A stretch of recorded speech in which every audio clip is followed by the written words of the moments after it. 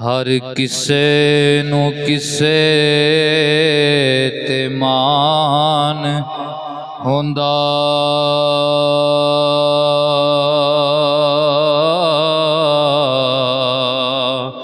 मान किसे नु वधेरिया पुत्रां दा।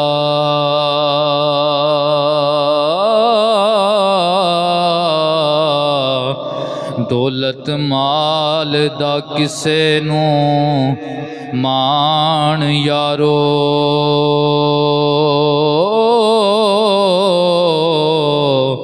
किसे नू माने कोड़ियां शुतरां दा। ते अकल इलम दा किसे नू मान यारो,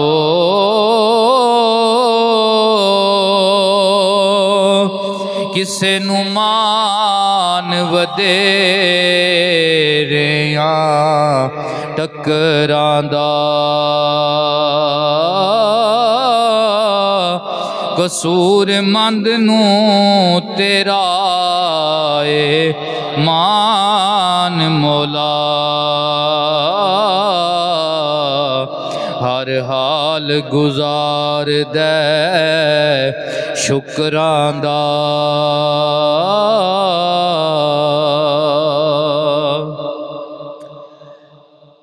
अल्लाह लम यज़ल की हम्दो सना जनाबे मुहम्मद मुस्तफ़ा सल्लल्लाहु अलैहि व आलिहि वसल्लम आपके दुरबार गोहरबार के अंदर नजराना मोहब्बत पेश करने के बाद वाजिबुल इहतराम हर दिल अजीज़ मेरे बुज़ुर्गों, अजीज़ साथियों, तमाम को बंदा नची सलाम मोहब्बत पेश करता है। दुआ करता है अल्लाह लम यज़ल मुझे हक बयानी की तौफीक अता फरमाए। आज के खुतबा जुम्मा के अंदर मैंने आप अहबाब के सामने अल्लाह के पाक पैगंबर हज़रत सुलेमान अलैहिस्सलाम आपका ज़िक्र हैर करना है। दुआ है अल्लाह तबारक व तआला हमें हज़रत सुलेमान अलैहिस्सलाम की नबूवत का सदका, आपकी बादशाहत का सदका दीन दुनी में खैर व बरकत अता फरमाए। हज़रत सुलेमान अलैहिस्सलाम आप हज़रत दाऊद अलैहिस्सलाम के बेटे हैं। बाप भी नबी है और बेटा भी नबी है।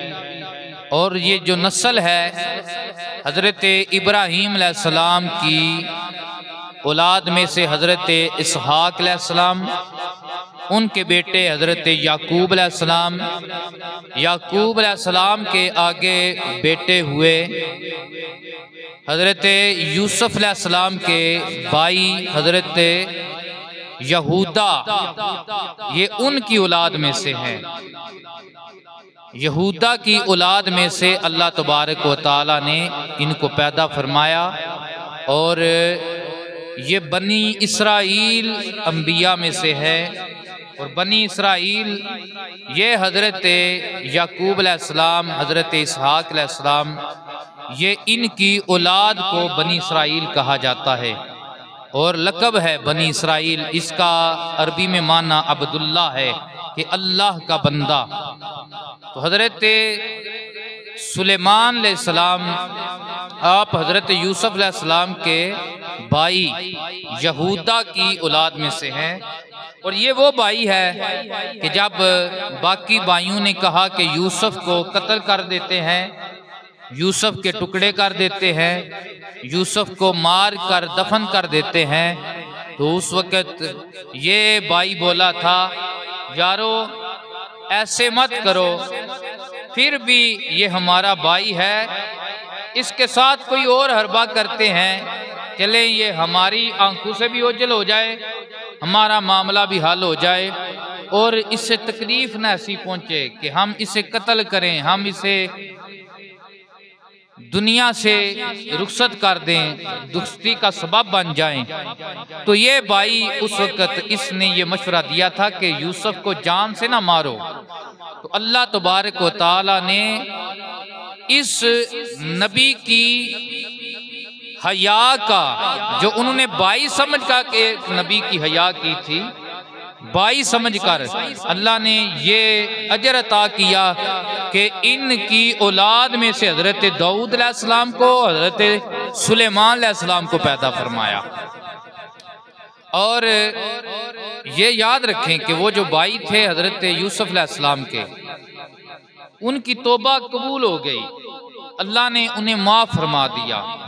इसलिए हजरत यूसुफ अलैहिस्सलाम के भाइयों को बुरा भला कहना ये दुरुस्त नहीं है। वो वाक़या जो उनने कुएं में गिराया था मिलकर, जो भी सारा मामला किया था, उस मामले को लेकर हजरत यूसुफ अलैहिस्सलाम के भाइयों के मुतल्लिक गलत नज़रिया कायम करना या उन्हें सबो शतम करना, उन पर लानत करना, ये जायज़ नहीं है, क्योंकि ये अंबिया की औलाद हैं, हजरत याकूब अलैहिस्सलाम के बेटे हैं, हजरत इब्राहीम अलैहिस्सलाम के ये पोते हैं। तो इसलिए इनको बुरा भला कहना दुरुस्त नहीं है कि अल्लाह ने इनकी तौबा को कबूल फरमाया, इन्हें मुआफ़ फरमा दिया।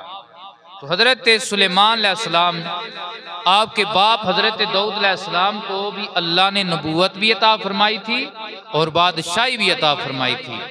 और अल्लाह तबारक व तआला ने हजरत सुलेमान अलैहिस्सलाम को हजरत दाऊद अलैहिस्सलाम के इल्म का वारिस बनाया, उनका जानशीं बनाया।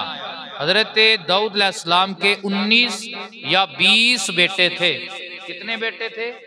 19 या 20 बेटे थे।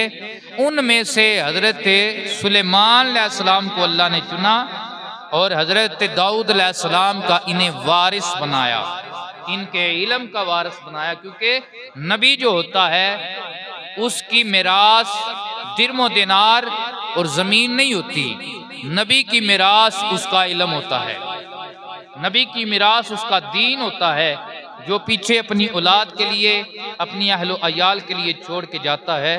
क्योंकि नबी की मिरास दिरमो दिनार नहीं है, ये दिरमो दिनार ये दुनिया है, ये दुनिया का एक गंध है। नबी की मिरास इसलिए दुनिया नहीं है, नबी की मिरास इल्म है जो पाक है, जो फजीलत वाला है। और जो इल्म की अहमियत है उस तक दुनिया की अहमियत नहीं हो सकती। अल्लाह ने हजरत आदम अलैहिस्सलाम को, बनी आदम को, दूसरी महलूकों पे जो फजीलत दी है, उसकी एक वजह, सबसे बड़ी वजह यही है कि अल्लाह ने आदम को और औलादे आदम को इल्म की दौलत से नवाजा है, इल्म की दौलत से नवाजा है। तो इल्म वजह फजीलत है, इल्म की वजह से हम अशरफुल महलूकात हैं। एक वजह यह है हज़रात ग्रामी कदर। तो जब ये छोटे थे सुलेमान अलैहिस्सलाम, तो एक मकूला है फारसी का कि वलीरा वली शनास, वली जो होता है उसे वली की पहचान होती है, चाहे वो गुदड़ी के अंदर हो, वली वली को देख के पहचान लेता है। तो इसी तरह नबी को भी नबी की पहचान होती है। हज़रत सुलेमान अलैहिस्सलाम बच्चे थे, ज़ाहिरी बात है इनको अल्लाह ने नबूवत अता फरमानी थी, इज़हार नबूवत होना था। तो अल्लाह तबारक व तआला ने इन्हें अक्ल भी बड़ी बाकमाल अता फरमाई थी, शाऊर बड़ा बाकमाल अता फरमाया था। और याद रखें कि छोटी उम्र में 13 साल की उम्र में हजरत सुलेमान अलैहिस्सलाम बादशाह बन गए। कितनी साल की उम्र में? 13 साल की उम्र में आप बादशाह बने हैं। और उससे पहले अपने बाप के भी बड़े करीब रहे। और हजरत दाऊद अलैहिस्सलाम बाकी बेटों की बजाय इनसे ज्यादा शफकत किया करते थे, मोहब्बत किया करते थे, प्यार किया करते थे। उसकी वजह यह थी कि इनको अल्लाह ने नबूवत अता फरमानी थी। वजह क्या थी नबूवत? वैसे जो है ना, औलाद अगर आपके 5 बेटे हैं, 4 बेटे हैं या 2 बेटे हैं, कि उनके साथ प्यार जो है बराबर का करो, उनके साथ शफकत जो है बराबर की करो। उन्हें अगर कोई चीज देते हैं तो कोशिश करें कि बराबर की दो, उनके दरमियान ऊंच नीच ना करो, मोहब्बत में, प्यार में, तकसीम में ऊंच नीच ना करो। लेकिन ये जो नबी का प्यार है ये बेटों में से बेटे के साथ ज्यादा नहीं है, बल्कि इस वजह से है कि ये बेटा अल्लाह के करीब है। ये बेटा अल्लाह के क्या है? करीब है। और अल्लाह ने इसे शाऊर अता फरमाया है, दनाई अता फरमाई है। और सबसे बड़ा मनसब जो है नबूवत का मनसब अल्लाह ने इन्हें अता फरमाना था, इसलिए हजरत दाऊद इस बेटे से प्यार फरमाया करते थे। जैसे हजरत यूसुफ अलैहिस्सलाम के साथ हजरत यकूब अलैहिस्सलाम उनके बाप प्यार किया करते थे, तो उसकी वजह जो असल थी वो यही थी कि उन्हें अल्लाह ने नबूवत के लिए चुना था, ना कि ये थी कि अल्लाह ने हजरत यूसुफ को हुस्न ज्यादा दिया है, वो प्यारे ज्यादा थे इस वजह से नहीं। नबी इस वजह से तकसीम नहीं करता औलाद में, वो उनसे प्यार, उनसे शफकत, उनस ज्यादा रखते थे। उसकी असल वजह यह थी कि अल्लाह के हजरत यूसुफ बाकी भाइयों की निस्बत ज्यादा करीब थे, दीन वाले थे ना, इसलिए हजरत इकरामी के अंदर तो 13 साल की उम्र में अल्लाह ने आपको बादशाहत भी अता फरमाई और नबूवत भी अता फरमाई। और ये हजरत दाऊद अलैहिस्सलाम दुआ भी किया करते थे कि अल्लाह मेरे इस बेटे को मेरे बाद मेरा वारिस बनाना, इस बेटे को मेरे बाद मेरा वारिस बनाना। तो अल्लाह ने हजरत सुलेमान अलैहिस्सलाम का जिक्र कुरान में 19वां पारा और सूरह नमल, नमल कहते हैं चूंटी को, कीड़ी वाली सूरत जिसका नाम है कीड़ी वाली चूंटी वाली सूरत, उसके अंदर अल्लाह तबारक तआला ने दूसरे रुकू के अंदर हजरत सुलेमान अलैहिस्सलाम का जिक्र है फरमाया है। मोहब्बत से कहें सुबहान अल्लाह। हाल के कायनात फरमाता है व वारिसा सुलेमान दाऊदा व काला या अय्युहन्नास उल्लिमना मंतिकत तैरी व ऊतीना मिन कुल्ली शैइन इन्ना हाज़ा लहुवल फद्लुल मुबीन।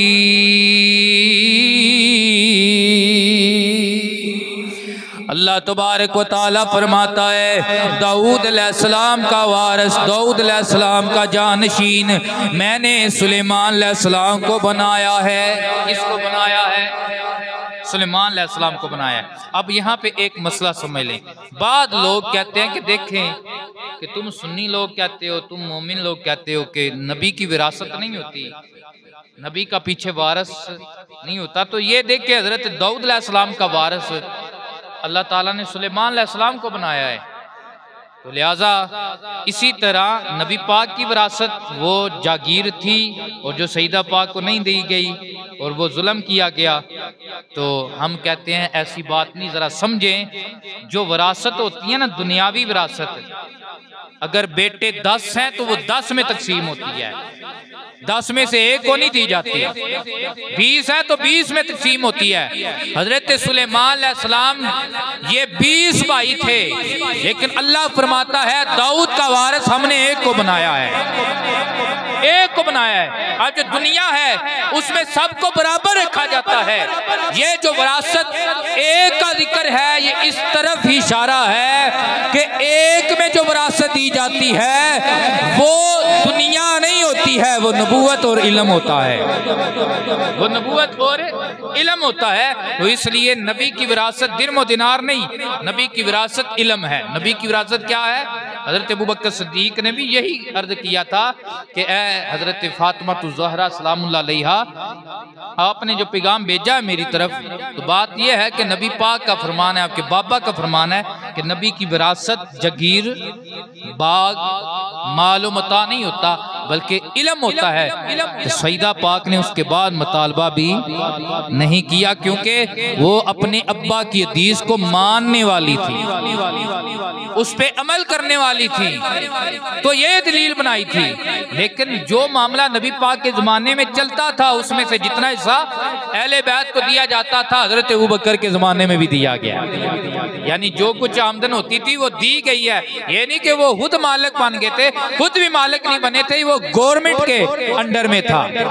जो भी खलीफा आया वो गवर्नमेंट के अंडर में था। किसी भी खलीफे ने उसे अपनी जगीर बनाकर अपने बच्चों में तकसीम नहीं किया। इतराज तो तब होता कि जब हजरत अबू बकर सदीक उसे अपनी मलकियत में लेकर अपने बच्चों में तकसीम करते, अब्दुर्रहमान बिन अबी बकर में तकसीम करते और हजरत माई आयशा में तकसीम करते। आपने तकसीम नहीं किया। ये इस बात की दलील है कि उन्होंने जगीर को उस तरह इस्तेमाल किया जिस तरह अल्लाह का हुक्म था और अल्लाह के रसूल का हुक्म था। ये बात समझने वाली है, ये याद रखनी। तो हजरत दाऊद अलैहिस्सलाम को, हजरत सुलेमान अलैहिस्सलाम को अल्लाह ने मुल्कियत अता फरमाई। काला या अय्युहन्नास उल्लिमना मंतिक़त तैर। हजरत सुलेमान अलैहिस्सलाम ने फरमाया, ए लोगो, अल्लाह ने मुझे परिंदों की बोलियां अता फरमाई हैं। व ऊतीना मिन कुल्ली शैइन इन्ना हाज़ा लहुवल फद्लुल मुबीन। और हर चीज में से हमको ता हुआ है, बेशक यही जाहिर फजल है। अल्लाह ने मेरे ऊपर ये बहुत बड़ा फजल फरमाया है। अल्लाह ने बहुत बड़ा फजल फरमाया है। वहुशिरन लिसुलैमान जुनूदुहु मिनल जिन्नि वल इंसी वत्तैरी फहुम यूज़ाऊन। और जमा किए गए सुलेमान अलैहिस्सलाम के लिए उसके लश्कर जिन्नों और आदमियों और परिंदों से तो वो रोके जाते थे। यानी बादशाह होता है ना, बादशाह, तो उसका लश्कर बंदे ही होते हैं। क्या ख्याल है? उसका लश्कर बंदे होते हैं। तो अल्लाह तबारक व तआला ने हजरत सुलेमान अलैहिस्सलाम को ऐसी बादशाहत भी साथ अता की थी कि जिसमें आपके 4 लश्कर थे। कितने लश्कर थे? बंदे, नंबर 2 जिन, नंबर 2 3 परिंदे और नंबर 4 चरिंद, परिंद और चरिंद। और ये इतने बड़े लश्कर थे कि ये रोके जाते थे। क्या मतलब है कि इनका कसरत बहुत ज्यादा थी, इनका हुजम बहुत बड़ा था। इतना हुजम था कि 300 मील का एरिया। कितना एरिया? सारे बोले 300। 1 मील कितने किलोमीटर का होता है? 300 मील का एरिया वो सारे का सारा हजरत सुलेमान अलैहिस्सलाम के लश्करों के साथ बाहर जाया करता था। उनमें से 75% की तकसीम थी। 75% एरिया जो था, 75 मील का एरिया वो इंसानों का था। 75 मील का एरिया वो जिन्नों का था। 75 मील का एरिया वो परिंदों का था। और 75 मील का एरिया चरिंदों से भर जाया करता था। अल्लाह ने इतना बड़ा लश्कर अता किया था कि जैसा लश्कर अल्लाह ने ना पहले किसी बादशाह को दिया है ना बाद में किसी बादशाह को दिया है, ऐसा लश्कर था फरमाया था। हाल के कायनात फरमाता है, हत्ता इज़ा आतऊ अला वादिन नमले कालत नमलतुन या अय्युहन नमलु या अय्युहन नमलु दुहुलू मसाकिनकुम ला यहतिमन्नकुम सुलैमान व जुनूदुहु व हुम ला यशऊरू। अब ये जिस वजह से इस सूरत का नाम नमल है, चूंटी वाली सूरत, उस चूंटी का जिक्र आ रहा है। हाल के कायनात फरमाता है कि हजरत दाऊद सुलेमान अलैहिस्सलाम का लश्कर सफर कर रहा था। सफर किधर कर रहा था? इनका सफर मक्का की तरफ था, मदीना की तरफ था। और याद रखें ये ऐसा हरम है कि इसका सफर अक्सर अंबिया ने फरमाया है। ये सफर कर रहे थे और रस्ते में वादी नमल करीब आ गई। 3 मील अभी दूर थे हजरत सुलेमान अलैहिस्सलाम।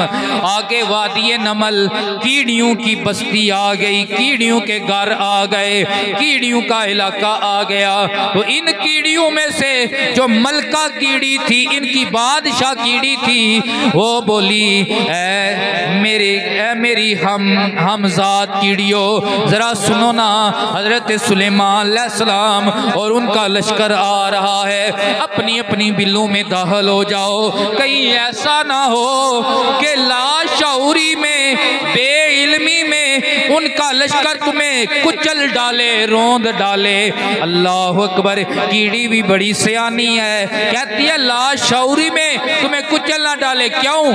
जो नबी के साथ चलने वाले होते हैं वो जानबूझकर कीड़ी को भी मारते नहीं है, जानबूझकर कीड़ी को भी मारते नहीं है। तो इसलिए उसने साथ उज़र बयान किया कि वो जानबूझकर तो मारने वाले नहीं, क्योंकि वो नबी का लश्कर है ना, जानबूझकर मारने वाले नहीं। सुभान अल्लाह। ये हमारे नबी पाक सल्लल्लाहु अलैहि वसल्लम की भी क्या शान है कि सरकार कायनात सल्लल्लाहु अलैहि वसल्लम भी जब जिहाद के लिए भेजते थे फरमाते थे बच्चों को नहीं मारना, बूढ़ों को नहीं मारना, फसलें नहीं उजाड़नी, फसलें। और सरकार ने कीड़ी और शहद की मक्खी के मारने से भी मना फरमाया है। आज तो हम ध्यान नहीं देते। वो लोग थे जिनके अंदर खौफ था, इल्म कम था लेकिन खौफ इलाही ज्यादा था। वो देखते थे ना जिस रास्ते पे तार है कीड़ियों की, वो रास्ता ही तब्दील कर जाते थे, रास्ते ही तब्दील कर जाते थे। तो आज तो कीड़ी क्या, आज हम बंदे भी कीड़ियों की तरह मार देते हैं। अल्लाह ताला मुआफ़ी अता फरमाए।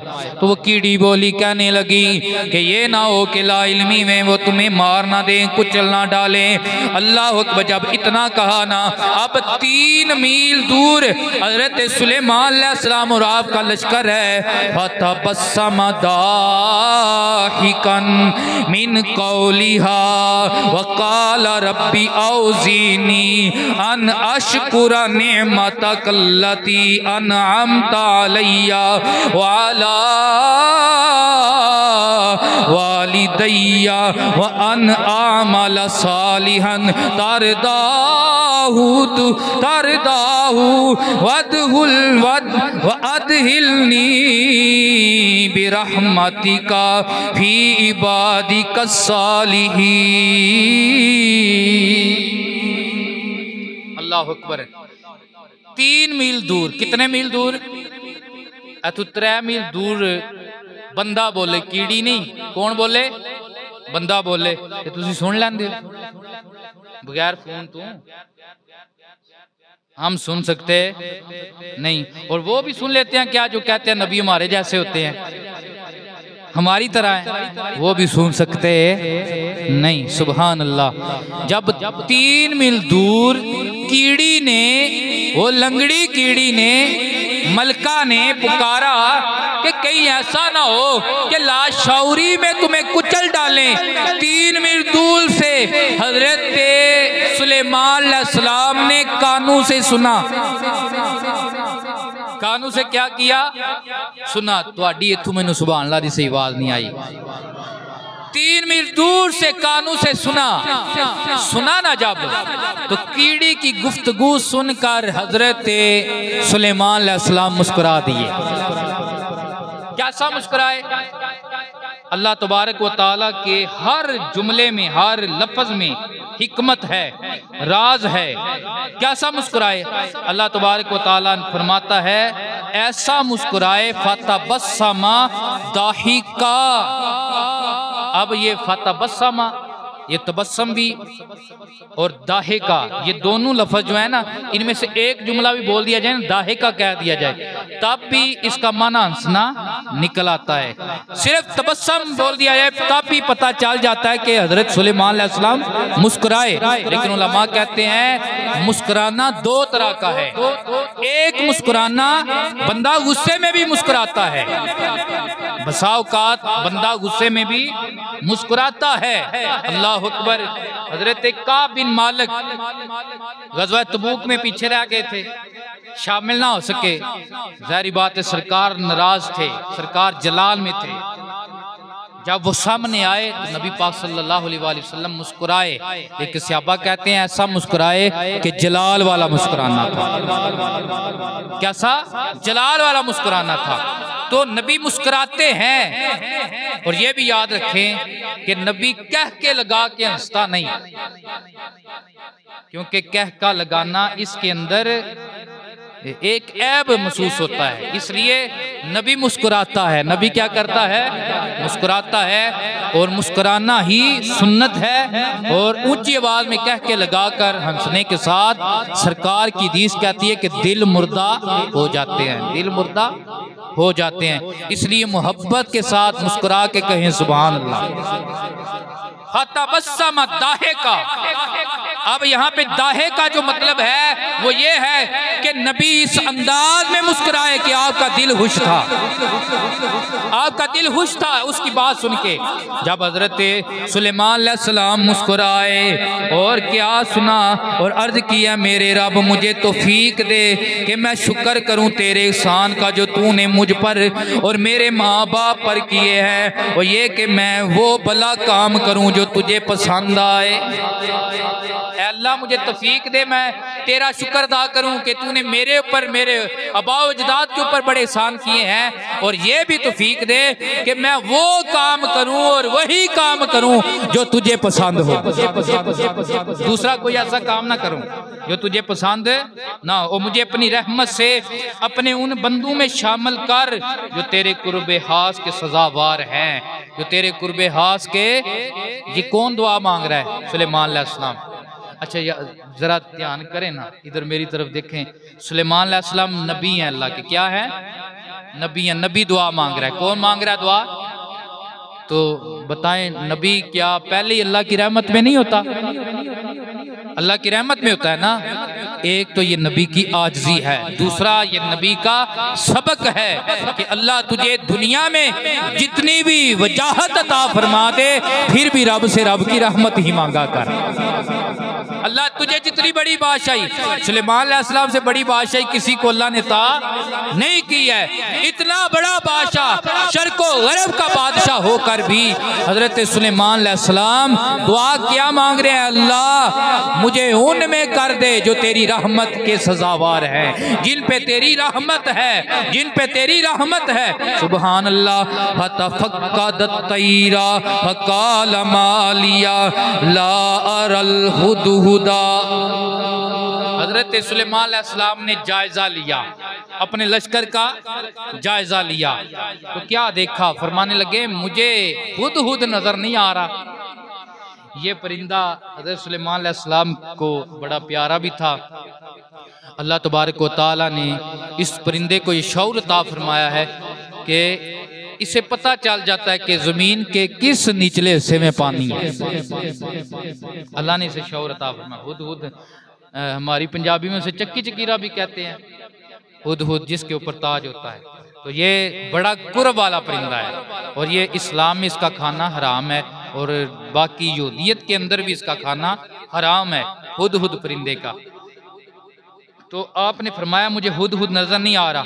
अमकाना मिनल गाइबीन, क्या वो हाजिर नहीं है? लउअज़्ज़िबन्नहु अज़ाबन शदीदा औ लअज़बहन्नहु औ लयअतियन्नी बिसुल्तानिन मुबीन।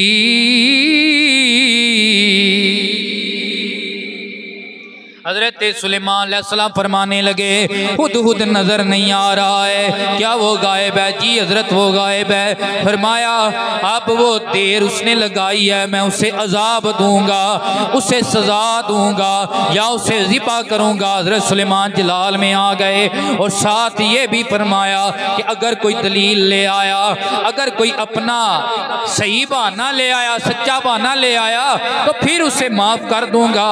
हम का सा बाई दिन फकाला हत्तू बिमालम तुहित बिही वजीतुका मिन सबाइम बिन सबाइन। अल्लाह अकबर। अभी थोड़ा वक्त ही गुजरा था कि हुदहुद परिंदा आ गया। हजरत सुलेमान अलैहिस्सलाम जलाल में है, बाकी परिंदों ने पहले ही बतला दिया था कि अल्लाह के नबी जलाल में है, वो तुझे सजा भी देंगे, वो तुझे ज़िबा भी कर सकते हैं। हैं, इसे रास्ते में पता चल गया था।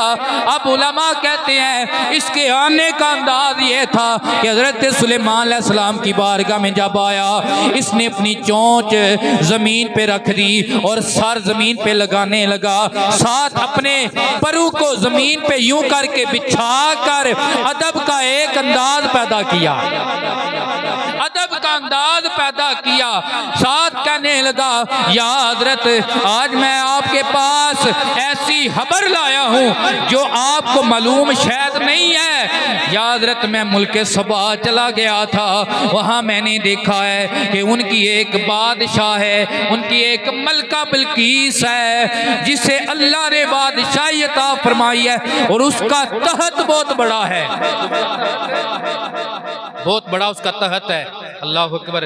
हजरत सुलेमान अलैहिस्सलाम ने फरमाया और उनका दीन क्या है? अर्ज करने लगा, या हजरत मैंने उन्हें देखा है कि अल्लाह ने उन्हें हर शय अता फरमाई है, लेकिन कमले हैं, पूजा सूरज की करते हैं।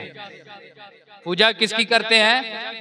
वो चल रही है ना जिन्हें सूरज नूं पूजना है, सूरज दे पैदा करने वाले नहीं जेड़ा मनदा पिया वो कदू सियाना हो सकता है। अल्लाह अकबर। या हजरत वो पूजा सूरज की करते हैं। अल्लाह अकबर।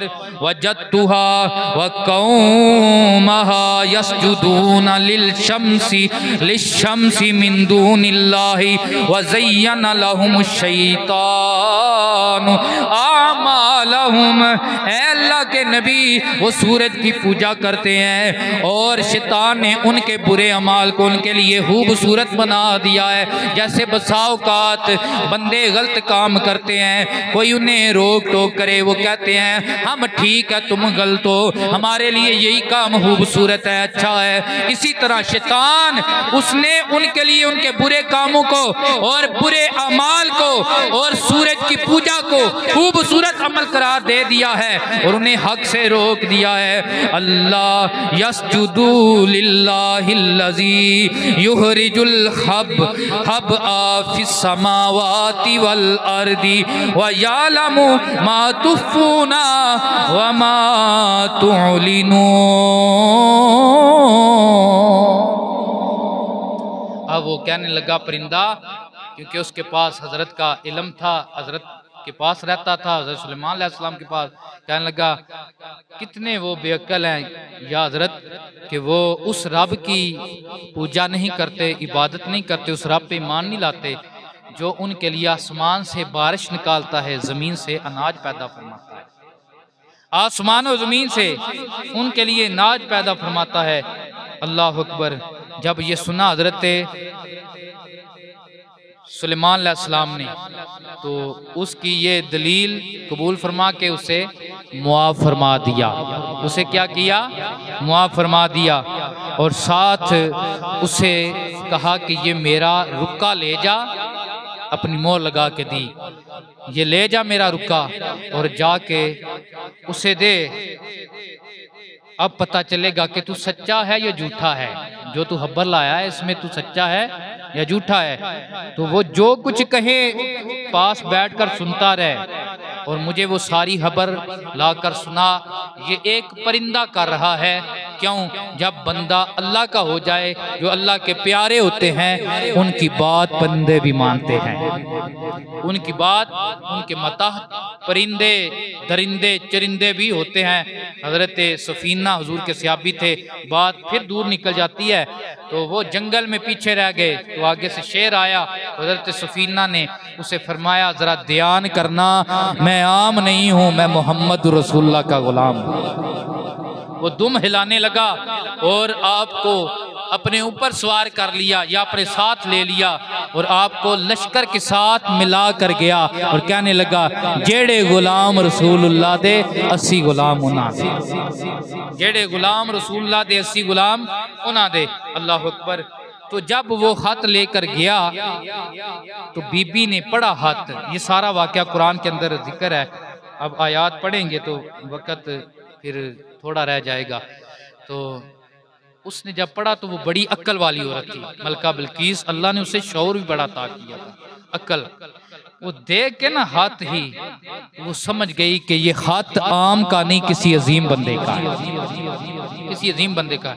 वैसे भी हज़रत सुलेमान अलैहिस्सलाम उस वक्त काफ़ी इलाका जात को फतह कर चुके थे, और जो इस तरह गालिब हुक्मरानी वाला हो फिर उसके चर्चे तो वैसे भी होते ही हैं। उसने अपने सरदारों को, साथ वालों को, अपनी रियाया के सरदारों को बुलाया, उनसे मशवरा किया, बताओ ये खत किसी अजीम बंदे का है, तुम्हारा क्या इरादा है? तो उन्होंने कहा कि हमारे पास लश्कर भी हैं और हम जंगजू भी हैं, आगे तेरी जो मर्जी है। यानी कि उन्होंने अपने इरादे से ये जाहिर किया कि इस तरह हाथ तो आते रहते हैं, अगर लड़ना पड़ा तो हम लड़ेंगे, अगर लड़ना पड़ा तो हम लड़ेंगे। लेकिन ये औरत, इसने उन्हें ये कहकर चुप करा दिया कि इसने कहा कि जब कोई बादशाह किसी इलाके पे हमला करता है ना, तो फिर वहाँ के इज्जत वाले भी जलील हो जाते हैं, मामला दरम बरम हो जाते हैं। तो यानी इसने अपनी इस बात से ये जाहिर किया कि हमें अभी देखना चाहिए, लड़ाई नहीं करनी चाहिए, क्योंकि वो सिर्फ बादशाह नहीं है, वो नबी भी है। वो छड़ा बादशाह हुए तो ओदा मुकाबला हो सकता है कि ऐ कीदा सूरज नूं मनण वालियां दा भी आया कि जेड़े खुदा वाले होण उन्हां नाल टक्कर लई जा सकदी, भाई उन्हां दा मुकाबला हो सकदा। अल्लाह अकबर। तो उस लिए उसने कहा मैं जाती हूँ, उन्हें भेजती हैं सबसे पहले तोहफे ताइफ में 500 लोंडी, 500 गुलाम, और इसी तरह 500 सोने की ईंटें और काफ़ी सारे ताइफ भेजे। इधर से हुदहुद ने जाकर बतलाया तो हजरत सुलेमान अलैहिस्सलाम ने हुक्म दिया कि 21-21 मील तक वादी से बाहर तक सोने और चांदी की ईंटों का फर्श लगा दो, सोने और चांदी की ईंटों का फर्श लगा दो, और जितने भी दरिंदे और परिंदे खूबसूरत चुपाए हैं, खूबसूरत परिंदे हैं, उन्हें उसके ऊपर छोड़ दो, ताकि वो आके देखें, उन्हें पता चले हम तो 500 लेकर आए हैं, यही तो लाखों लगी हुई हैं। वो आए तो अब उसने जो देकर भेजा था ये ताइफ, उसका ये कीदा था कि अगर नबी हुए तो तोहफा कबूल नहीं करेंगे, बल्कि अपनी बात पर डटे रहेंगे कि या तो इस्लाम कबूल कर लो या तैयार हो जाओ, या तैयार हो जाओ, सुलेमान आ रहा है, या मेरे पास आकर इस्लाम कबूल कर लो। तो हज़रत सुलेमान अलैहिस्सलाम के पास वो तोहफे ताइफ लेके आए। उन्हें किस मुंह से पेश करने थे? वो सारा मंजर तो 21 मील बाहर ही देख आए थे कि यार जिनके बाहर सेन और बाहर की जमीनों में इतने ईंटें लगी हुई हैं, वो भी सोने और चांदी की, उन्हें इस 500 ईंट के साथ क्या गरज, इन गुलामों के क्या साथ क्या गरज, जिनके गुलाम अल्लाह ने जिन्नों को भी बना दिया है। ये बंदे तो क्या चीज है, जिन भी जिनके गुलाम है। तो आपने फरमाया ये तुम्हारे माल की जरूरत नहीं है, ये दुनियादार बादशाह होते हैं जो एक दूसरे पे अपना फख्र महसूस करते हैं, ये वापस ले जाओ, और मेरा एक ही हुक्म है, या इस्लाम कबूल करो और मेरे पास आ जाओ, वरना तैयार हो जाओ, फिर देखना सुलेमान आ रहा है, तैयार हो जाओ।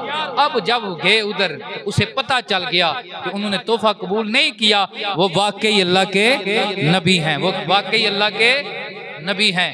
अब वो चल कर खुद आई, उसका तहत था, वो तहत उसने बंद कोठरी में मकफल कर दिया, ताला लगा दिया। जब वो निकली तो हुद ने अर्ज किया, या हज़रत मलका बिल्किस चल कर आ रही है। तो आपने जुमात लगी हुई थी, दरबार लगा हुआ था, फरमाया कौन है जो उसका वो तहत जिसका ये जिक्र करता है वो मेरी बारगाह में लेकर आएगा। तो इफरीत जिन बोला, वो कहने लगा या हजरत मैं लेके आऊंगा। फरमाया कितना टाइम? कहने लगा आपका ये दरबार मजलिस बर्खास्त होने से पहले पहले मैं वो तहत ले आऊंगा। फरमाया मैनू ए दे तू भी जल्दी चाहिए, मुझे इससे भी वो 1 महीने की मुसाफत थी। फरमाया मुझे इससे भी जल्दी चाहिए। सुभान अल्लाह। तो अब आसब बिन बरहिया, जिनके मतलब कहा जाता है कि जो आपकी खालाजाद भी थे और अल्लाह के वली भी थे और आपके सहाबी भी थे, वो बोले या हजरत मैं तहत लेकर आऊंगा। फरमाया टाइम कितना? तो अल्लाह का कुरान कहता है, उन्होंने कहा जितनी देर आंख चपकने में लगती है ना, इससे भी पहले मैं तहत हाजिर कर दूंगा। जितनी देर आंख चपकने में लगती है, इससे भी पहले मैं तहत हाजिर कर दूंगा। तो वो वहां से उठकर नहीं गए, उन्हें वहां पे बैठकर ही अल्लाह कहा था तहत सुलेमान के दरबार में हाजिर हो गया। तहत सुलेमान के दरबार में हाजिर हो गया था। तो हज़रत सुलेमान अलैहिस्सलाम ने फरमाया कि इस तहत की अब हैत तब्दील कर दो। अब यहाँ पे वैसे बड़ी चीज़ें समझाई जा सकती हैं कि जो लोग मिराज का इनकार करते हैं, आने वाहिद में ये कैसे मिराज होगी। हम उन्हें कहते हैं कि मिराज तो अल्लाह ने कराई है यारो। आने वाहिद में महीने की मुसाफत से हज़रत सुलेमान का सहाबी तहत भी ले आया है। रब के लिए क्या मुश्किल है मिराज कराना, अल्लाह के लिए क्या मुश्किल है मिराज करवाना। और ये देखें कि सुलेमान के सहाबी की ये शान है। जरा तवज्जो करें, सुलेमान के आका का नाम मोहम्मद मुस्तफ़ा है। सुलेमान के आका का नाम मोहम्मद मुस्तफ़ा है। सुलेमान के दरबार में बैठने वाले सहाबी की ये शान है, वो तहत आने वाहिद में यूं लेकर आ सकता है यारो। फिर सुलेमान के सुल्तान आका नामे मोहम्मद के वाले मेरे सोने प्यारे नबी के सहाबी, जो कल भी मुस्तफ़ा के दरबार में थे, जो आज भी मुस्तफ़ा के दरबार में है, सदीक़ अकबर की शान क्या होगी, उम्र फारूक की शान क्या होगी। ये तो समझने वाली बात है, जैसे भी हम समझ लें। आपने फरमाया भाई ये औरत बड़ी अक्ल वाली है, इसकी अक्ल चेक करें, इसकी हैयत को बदल दो। हैयत को बदल दिया गया। जब वो पहुंची ना दरबार में तो फरमाया बता ये तख्त पहचानती है, तेरा तख्त भी इस जैसा ही नहीं है। वो देख के कहने लगी या हजरत इस जैसा ही नहीं, ये मेरा ही है। इस जैसा ही नहीं, ये मेरा ही तख्त है। सुभान अल्लाह। फिर मजीद इसकी अक्ल को चेक किया गया तो हजरत सुलेमान के हुक्म के साथ फर्श लगाया गया पानी के ऊपर, शीशे का।